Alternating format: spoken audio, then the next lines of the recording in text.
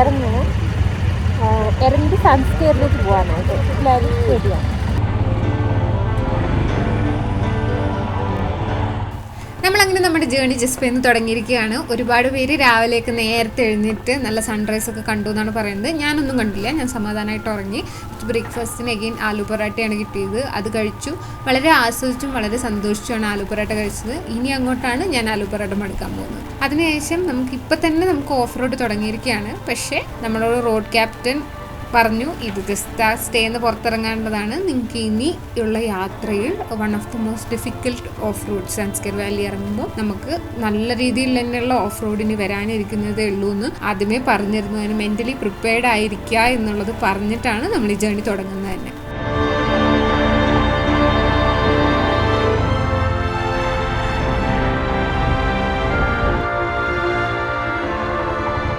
നമ്മളങ്ങനെ നമ്മുടെ ക്യാമ്പ് സൈറ്റിൽ നിന്നും ലേയിലേക്ക് പോകാനുള്ള മെയിൻ റോഡിലേക്ക് കയറിയിരിക്കുകയാണ്. എല്ലാവരും എത്താനായിട്ട് നമ്മൾ വെയിറ്റ് ചെയ്യാണ്. ഈ ഒരു ഗ്രൂപ്പിൻ്റെ ഒരു പ്രശ്നമായിട്ട് എനിക്ക് തോന്നിയത് സോഫാർ നമുക്ക് ഒരു സ്ഥലത്ത് നിർത്താനും ആസ്വദിക്കാനും കുറച്ച് ഫോട്ടോ ഒക്കെ എടുക്കാനുള്ളൊക്കെ സമയങ്ങൾ കുറച്ച് കുറവാണ്. അപ്പോൾ അതിൽ കിട്ടിയ സമയത്തിന് വേഗം ക്യാമറയൊക്കെ എടുത്തിട്ട് ഈ ഒരു റിവർ ഭയങ്കര ബ്യൂട്ടിഫുൾ സൈറ്റാണ് ഇത് കാണാൻ. ഇത് നമുക്ക് കാണുന്നതിനൊക്കെ ഒരു പരിമിതി ഉണ്ട്. അപ്പോൾ ഗ്രൂപ്പിൻ്റെയും റിവറിൻ്റെയും ഒക്കെ ഫോട്ടോ എടുത്തുകൊണ്ടിരിക്കുകയാണെങ്കിൽ അപ്പം ഇവിടെ ഉള്ള നിർമ്മലതി വന്നിട്ട് ചോദിച്ചു അവരുടെ ഫോട്ടോ എടുത്തു കൊടുക്കും. അപ്പോൾ അവരുടെ ഫോട്ടോ എടുക്കുകയാണ്. അങ്ങനെ എല്ലാവരും വരുന്നവരെ നമ്മൾ വെയിറ്റ് ചെയ്തിട്ട് കുറച്ച് സമയം എല്ലാവരുടെയും ഫോട്ടോയൊക്കെ എടുത്ത് സ്പെൻഡ് ചെയ്തു. അപ്പോൾ തന്നെ എല്ലാവരും എത്തി. പിന്നെ നമ്മൾ വേഗം യാത്ര റെസ്യൂം ചെയ്തു കേട്ടോ.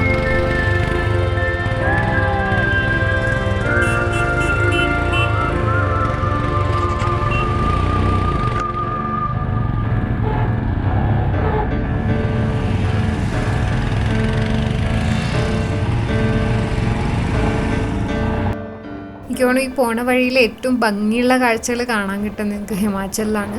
ലേ ലഡാക്ക് കയറുമ്പോഴത്തേനും പിന്നെ കുറച്ച് ബാരനാണ് ലാൻഡ്. അപ്പോൾ ഇതിലാണ് നല്ല പച്ചപ്പും ഹരിതാഭയും അതിൻ്റെ ഇടയിൽ കൂടെയുള്ള നദിയും എല്ലാം കൂടി ആയിട്ട് നല്ല ഭംഗിയുള്ള കാഴ്ചകൾ കാണാൻ കിട്ടാം. ഈ ഒരു ഗ്രൂപ്പുമായിട്ട് നമ്മൾ ഈ ഒരു സമയമായപ്പോഴത്തേനും ഒരു ക്യാമ്പ് ഫയറും കാര്യങ്ങളൊക്കെ കഴിഞ്ഞപ്പോഴത്തേനും നല്ലപോലെ സിങ്കായി.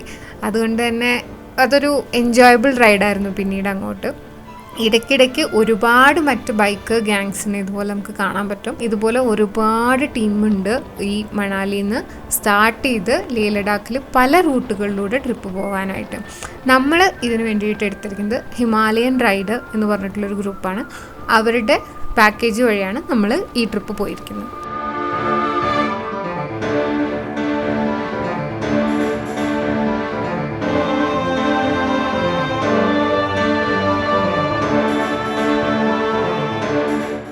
ബൈക്സാണ് നമ്മുടെ ഈ ഗ്യാങ്ങിൽ ഉണ്ടായിരുന്നത്. പക്ഷേ ഇവർ ഇതിലും ഒരുപാട് വലിയ ടീംസിനെയൊക്കെ കൊണ്ടുപോയിട്ടുണ്ടെന്നാണ് ഇവർ നമ്മളെ അടുത്ത് പറഞ്ഞത്. ഈ 9 ബൈക്സിൽ ഒന്ന് നമ്മുടെ റോഡ് ക്യാപ്റ്റൻ്റെ ബൈക്കായിരുന്നു. പിന്നെ അത് കൂടാണ്ട് നമുക്ക് എപ്പോഴും നമ്മുടെ ബാക്കപ്പ് വെഹിക്കിൾ നമ്മുടെ പിറകിലുണ്ടാവും. അവർ പറഞ്ഞത് ഇത് റിലേറ്റീവ്ലി ഒക്ടോബർ ആയതുകൊണ്ടും ഈ ഒരു സമയം ബൈക്കേഴ്സ് കുറവാണ് വരുന്നത് എന്നുള്ളതുകൊണ്ടും ഇത് റിലേറ്റീവ്ലി ഒരു ചെറിയ ടീമായിരുന്നു എന്നുള്ള പോലെയാണ് ഇതിൻ്റെ ഓർഗനൈസേഴ്സ് നമ്മുടെ അടുത്ത് പറഞ്ഞത്.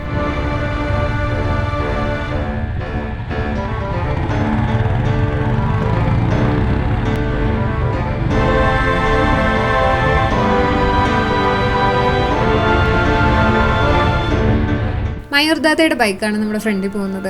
എപ്പോഴും മൂപ്പരാളുടെ നീല ബാഗ് കാണുമ്പോൾ നമ്മുടെ കൂട്ടത്തിലുള്ള ഒരാൾ നമ്മുടെ മുന്നിലുണ്ട് എന്നുള്ളൊരു സമാധാനം. അങ്ങനെ നമ്മൾ കുറച്ച് കഴിയുമ്പോഴത്തേനും ഈ ടീമിലുള്ള എല്ലാവരുമായിട്ടും ഭയങ്കര ക്ലോസ് ആകുക. അവരുടെ എല്ലാവരുടെയും ഡ്രസ്സിൻ്റെ ക്യാരക്ടറിസ്റ്റിക്സ് വെച്ചിട്ട് അല്ലെങ്കിൽ ബൈക്ക് എല്ലാം വെച്ചിട്ട് നമ്മൾ അവരെ ഐഡൻറ്റിഫൈ ചെയ്യാൻ പഠിക്കുകയും ചെയ്യും. ഇങ്ങനെ നമ്മൾ ദർച്ച ബ്രിഡ്ജ്, അതായത് ഹിമാചലിലെ ഏറ്റവും നീളം കൂടിയ ബ്രിഡ്ജ് ക്രോസ് ചെയ്ത് പിന്നെയും നമ്മുടെ ജേണി തുടരുകയാണ് ഉണ്ടായത്.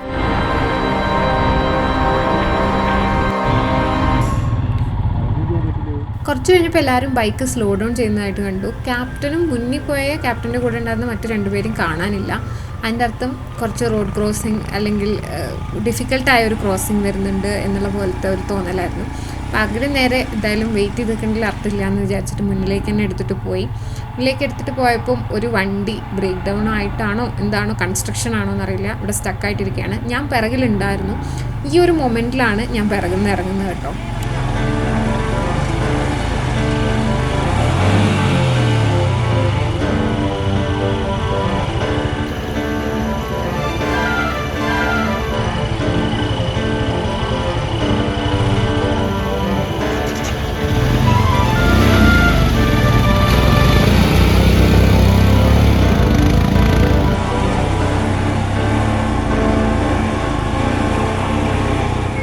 എൻ്റെ കയ്യിൽ വാട്ടർ പ്രൂഫ് ബൂട്ട്സ് ഉണ്ടായിരുന്നില്ല. വാട്ടർ പ്രൂഫ് കവേഴ്സ് ഞാൻ എടുത്തിരുന്നു. പക്ഷേ ഇങ്ങനത്തെ ഒരു സാഹചര്യത്തിൽ അതൊന്നും ഇടാനുള്ള സമയം കിട്ടില്ല. നിങ്ങളൊന്നുമില്ലെങ്കിൽ വാട്ടർ പ്രൂഫ് ബൂട്ട്സ് അല്ലെങ്കിൽ അതിൻ്റെ proper socks, water proof socks എങ്കിലും ഇടുക. ഇപ്പം ഇവിടുന്ന് എനിക്ക് എങ്ങനെ ഇറങ്ങി പോകണമെന്ന് അറിയില്ല. ഈ ബൈക്കാണെങ്കിൽ എൻ്റെ നേരെ വരുന്നു. അപ്പം ഞാനാകെ ഈ വെള്ളത്തിൽ കൂടി ചവിട്ടിയിട്ടല്ലാണ്ട് പോകാനുള്ളൊരു വഴിയും കാണുന്നില്ല. പക്ഷേ എങ്ങനെയൊക്കെയോ ഞാൻ അവിടുന്ന് അങ്ങോട്ട് ചാടി ഓടി ഒരു വിധത്തിൽ ഈ ഒരു ഏരിയയിൽ നിന്ന് പുറത്ത് കടന്നു. കാരണം ഇനിയും വരുന്ന ബൈക്സ് എൻ്റെ നേരെ ആയിരിക്കും വരിക എന്ന് എനിക്കൊരു തോന്നലുണ്ടായിരുന്നു. അതുകൊണ്ട് പെട്ടെന്ന് തന്നെ എങ്ങനെയോ ഒരുപാട് പേര് ഇതിൽ സ്ട്രഗിൾ ചെയ്തു. ഒത്തിരി നമ്മുടെ അടുത്തു നിന്നുള്ള ഒരുപാട് പേര് എത്താൻ കുറേ സമയം എടുത്തപ്പോൾ നമ്മൾ മേലെ പോയി അവർക്ക് വേണ്ടി വെയിറ്റ് ചെയ്യുകയാണ് ചെയ്തത്.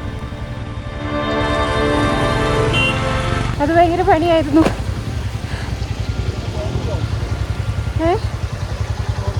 ഗോപ്രോ ഓണായിരുന്നു, പക്ഷെ അത് ഓട്ടോ ഓഫായോന്ന് അറിയില്ല. തുടങ്ങി പോകണമായിരുന്നു. നോക്കാം. ഓക്കെ, അത് ഗോപ്രോയിൽ കിട്ടിയതറിയില്ല. ഇവിടെ ആൾക്കാർ ഇനിയും കഷ്ടപ്പെട്ടുകൊണ്ടിരിക്കുകയാണ്.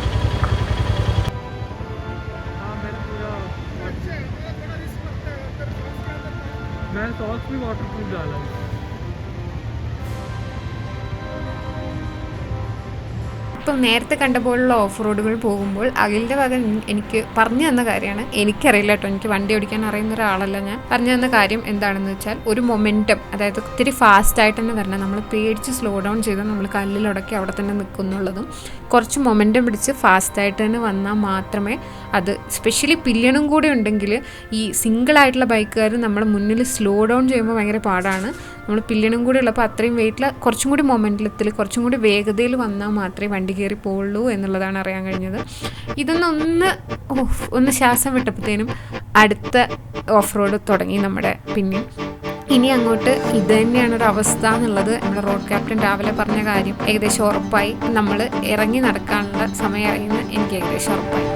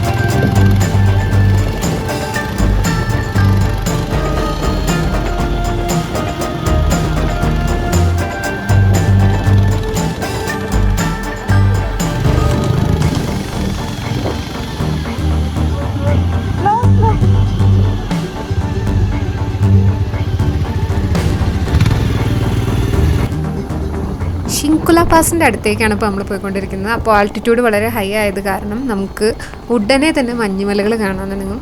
ബ്യൂട്ടിഫുൾ സൈറ്റാണ്. ചുറ്റിനും ബാരൻ ലാൻഡാണ്, ഒന്നുമില്ല. പക്ഷേ ദൂരെ പീക്കിൽ അങ്ങ് ഒരുപാട് മഞ്ഞുമലകൾ നമുക്ക് കാണാൻ പറ്റും.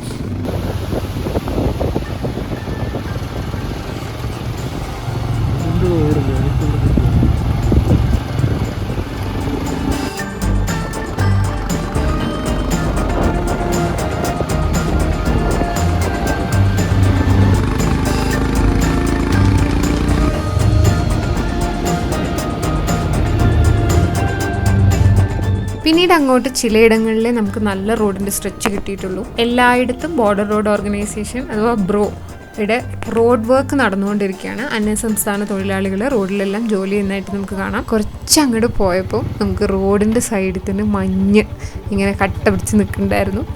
അല്ലെങ്കിൽ വൃത്തിയൊന്നുമില്ല കേട്ടോ, ചെളിയൊക്കെ ആയിട്ട് മഞ്ഞിങ്ങനെ നിൽക്കുന്നുണ്ടായിരുന്നു. അപ്പോൾ നമ്മളിങ്ങനെ മഞ്ഞ് തൊടാൻ പറ്റുന്ന സ്ഥലത്ത് കൊണ്ടുപോയിട്ട് നിർത്തിയിട്ട് മഞ്ഞ് വെറുതെ ഒന്ന് തൊട്ട് നോക്കി.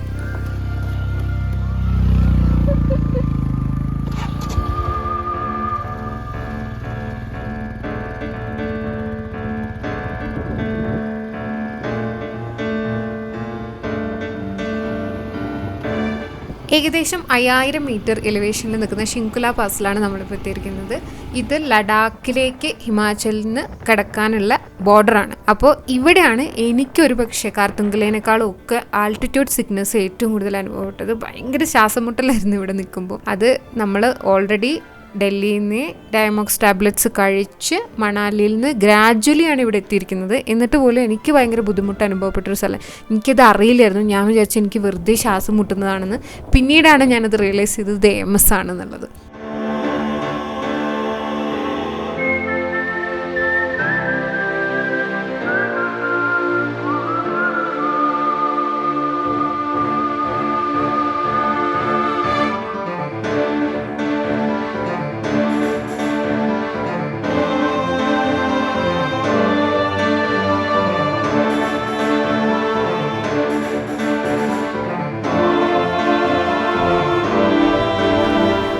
ഷിങ്കുല പാസിൽ നിന്നും പിന്നീട് സൻസ്കർ വാലിയിലേക്കുള്ള വഴികൾ ഒരു പില്യൺ റൈഡറെ സംബന്ധിച്ച് നരകയാതന എന്നല്ലാണ്ട് വേറെ ഒന്നും നമുക്ക് പറയാനില്ല. മുന്നിൽ നല്ല ഭംഗിയുള്ള മഞ്ഞുമലകൾ, പക്ഷെ അതൊന്നും ആസ്വദിക്കാൻ പറ്റാണ്ട് ഓരോ കല്ലും മണ്ണും കയറി ഇറങ്ങുമ്പോൾ നമുക്ക് വരുന്ന നടുവേദന.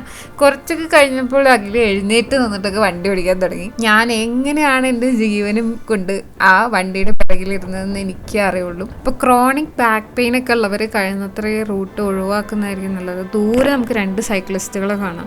അവർ ഈ മല കയറി വരികയാണ്. 2 വെസ്റ്റേണേഴ്സ് ആയിരുന്നു അവർ ഇതെങ്ങനെ ചെയ്തു എന്ന് എനിക്കറിയില്ല. ഈ ബൈക്കിൻ്റെ പിറകെ വേറൊരാൾ ഓടിക്കുന്ന ബൈക്കിൻ്റെ പിറകിലിരുന്നിട്ട് ഞാൻ അവിടെ ഒരു കംപ്ലയിൻറ്റ് ബോക്സ് ആയിരുന്നു. അപ്പോൾ ലഗേജൊക്കെ കൊണ്ട് താഴേന്ന് ഇത് ഓടിച്ച് കയറി വരുന്ന സൈക്ലിസ്റ്റുകളെ പറ്റി എനിക്ക് ആലോചിക്കാൻ പോലും വയ്യ. കുറച്ച് ദൂരം കൂടി പോയി കഴിഞ്ഞപ്പോൾ സൈഡിൽ ഒരു നദി കാണാൻ തുടങ്ങി. അപ്പോൾ സാഗർ പതുക്കെ വണ്ടി നിർത്തി. എൻ്റെ ശ്വാസം നേരെ വീണു. കാരണം അത്രയും നമുക്ക് വാഷ്റൂം പോകാൻ ഇവിടെ ഒരു സ്ഥലം കിട്ടില്ല ഈ പോകുന്ന വഴിക്കെല്ലാം. എനിക്ക് ഈ സമയത്ത് പീരീഡ്സും കൂടി ആയിരുന്നു. ഈ 6 ഡേയ്സ് ഡ്രൈവിൽ എനിക്ക് 6 ഡേയ്സിലും പീരീഡ്സും ആയിരുന്നു. അപ്പോൾ അങ്ങനെ ഒരാളെ സംബന്ധിച്ച് this was very very difficult.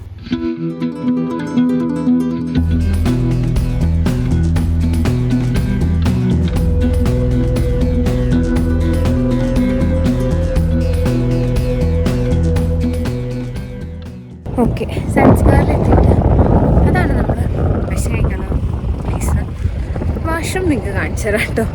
വാഷ്റൂമാണ് ഇവിടെ ഏറ്റവും പൊളി. അയ്യോ, ഇതാണ് നമ്മുടെ വാഷ്റൂം. ആ വാഷ്റൂമിലേക്കുള്ള കാണാമെന്ന് അറിയില്ല. ഇതാണ് വെള്ളം. ഞാൻ ക്യാമറ തിരിച്ചിട്ടെല്ലാം കാണിച്ചുള്ള വെള്ളം ഇതാണ്. ഇത് ഇവിടുത്തെ എല്ലാ വെള്ളം ഒരു ചെളി കളറാണ്. അത് കഴിഞ്ഞ് ആ കാണുന്നതാണ് നമ്മുടെ വാഷ്റൂം. ഇതാണ് ഇതിൻ്റെ ലോക്ക്.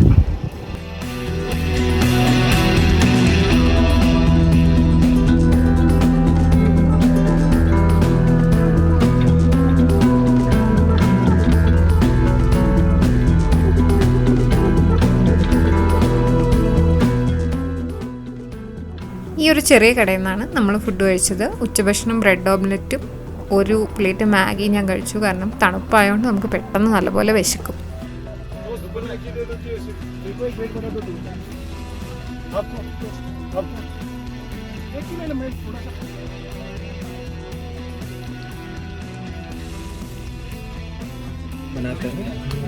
ഇതാണ് കഴിക്കാനുള്ള സെറ്റപ്പ്. നമ്മൾ കഴിക്കുകയാണ്.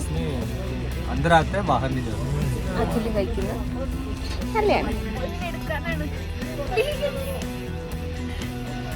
ചായ പറയണോ കേട്ടോ.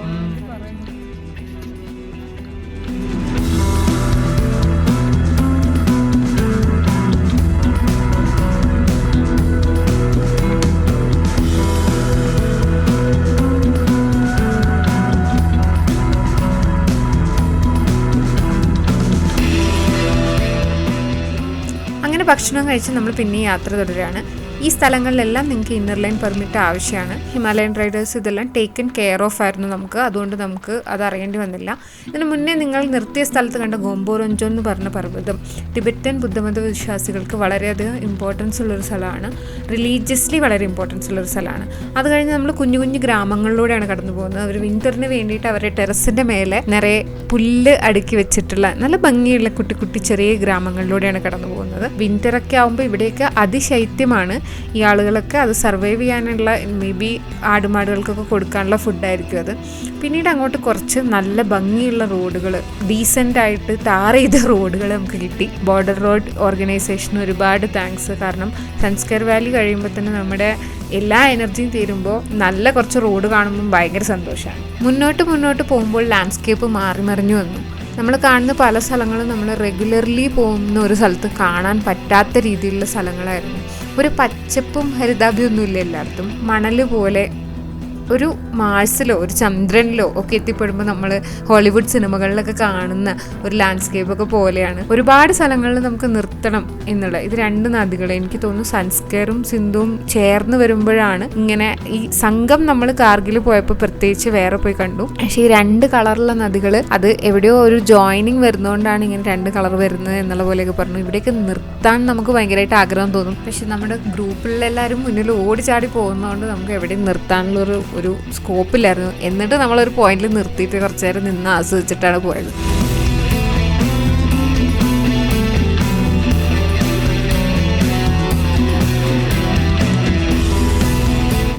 This place literally looks like a എന്താ പറയുക പോസ്റ്റ് അപ്പോക്കാലിപ്റ്റിക് വേൾഡ് ഒക്കെ പോലെ. I mean there are no words. Literally there are no words to describe this place. ഒരേ സമയം സ്വർഗവും നരകവും കാണുന്ന പോലെയാണ്. ചില സ്ഥലങ്ങളിലെ ബ്യൂട്ടി നമ്മളിങ്ങനെ പിടിച്ചു നിർത്തുമ്പോൾ ചില സ്ഥലങ്ങളിൽ ഇപ്പോൾ ഈ സ്ഥലമൊക്കെ പോകുമ്പോൾ എനിക്ക് തോന്നുമായിരുന്നു നരകത്തിൻ്റെ ഗെയിം ഡിസൈൻ ഉണ്ടെങ്കിൽ ഈ സെൻറ്ററിലെ വെള്ളം അങ്ങോട്ട് മാറ്റിയിട്ട് തീ അങ്ങോട്ട് ഇടുകയാണെങ്കിൽ ഇത് പക്കയായിരിക്കുന്നത്. കാരണം അത്രയും നമ്മളെ പേടിപ്പെടുത്തുന്ന സ്ഥലങ്ങളും അത്ര തന്നെ ഭംഗിയുള്ള സ്ഥലങ്ങളും മാറി മറിഞ്ഞു വരും. അതിൻ്റെ ഇടയ്ക്ക് മുന്നിലൊരു വലിയ വണ്ടിയുടെ പിറകിൽ നമ്മൾ പെട്ട് കഴിഞ്ഞാൽ നമ്മൾ പിന്നെ പൊടിക്കാറ്റിൽ മുങ്ങി കുളിക്കാം. അപ്പോൾ കഴിയുന്നത്ര വലിയ വണ്ടികളെ കവർ ചെയ്ത് പോവുക, അല്ലെങ്കിൽ വലിയ വണ്ടികളിൽ നിന്ന് ഡിസ്റ്റൻസ് ഇട്ട് പോവുക. നമ്മൾ ഗ്രൂപ്പായിട്ട് പോകുമ്പോഴും ബൈക്കേഴ്സിൻ്റെ തൊട്ട് പോവുകയാണെങ്കിൽ നിറയെ പൊടിയിൽ നമുക്ക് മുങ്ങി കുളിക്കാൻ പറ്റും. അതുകൊണ്ട് തന്നെ കുറച്ച് ഡിസ്റ്റൻസ് ഇട്ട് പോയാൽ നമുക്ക് ബെറ്ററാണ്. ഒരുപാട് സ്ഥലങ്ങളിൽ ഇങ്ങനെ റോഡ് വർക്ക് നടക്കുന്ന കാരണം ഇവിടുത്തെ പൊടി ഭയങ്കര നൈസായിട്ടുള്ളൊരു പൊടി ആയത് കാരണം നമുക്ക് അത് ഭയങ്കര ഒരു ബുദ്ധിമുട്ടുണ്ടാക്കും. അപ്പോൾ കഴിയുന്നത്ര നിങ്ങൾ നല്ല മാസ്കും കാര്യങ്ങളൊക്കെ ഇട്ടിട്ട് പോവുക. എസ്പെഷ്യലി ഇങ്ങനത്തെ റോഡ് വർക്ക് നടക്കുന്ന സ്ഥലങ്ങളിലേക്ക് നമ്മൾ സ്റ്റക്കാണ്. ഇവിടെ ഈ ഫ്രണ്ടിൽ നിൽക്കുന്ന JCB മാറിയാൽ മാത്രമേ നമുക്കിനി പോകാൻ പറ്റുള്ളൂ. നമ്മളപ്പോൾ അതിനൊക്കെ വെയിറ്റ് ചെയ്തുകൊണ്ടിരിക്കുകയാണ്.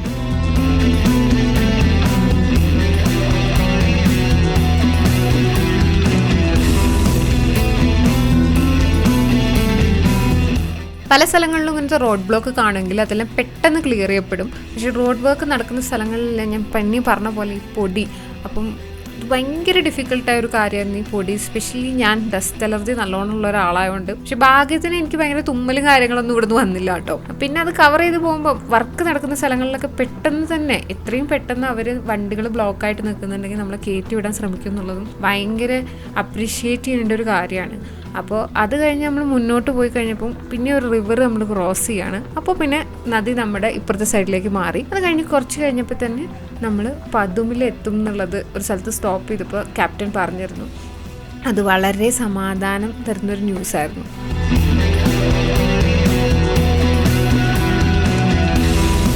പിന്നീടുള്ള റോഡ് നമ്മൾ പെട്ടെന്ന് തന്നെ കവർ ചെയ്ത് പദുമിലെത്തി. ഹോട്ടൽ പൊട്ടാല POTALA അതാണ് ഹോട്ടലിൻ്റെ പേര്. ഈ ഹോട്ടലിൽ നിങ്ങൾ പദുമിൽ സ്റ്റേ ചെയ്യുകയാണെങ്കിലും ഞാൻ ഹൈലി റെക്കമെൻഡ് ചെയ്യാണ്. It is very clean. Hot water എപ്പോഴും ഉണ്ട്. നമുക്ക് ഭയങ്കര റിലീഫ് തരുന്നൊരു സ്ഥലമാണ്.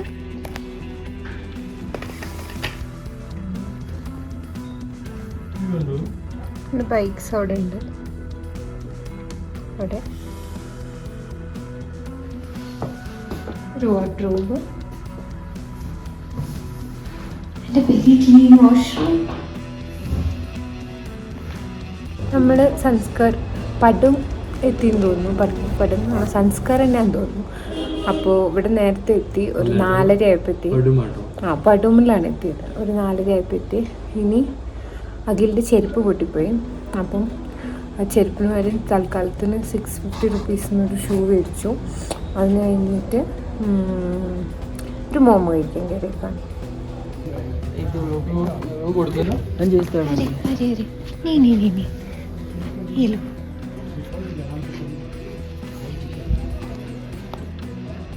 अच्छा नहीं लगा आपको? ट्राई करके तो देख लो आप.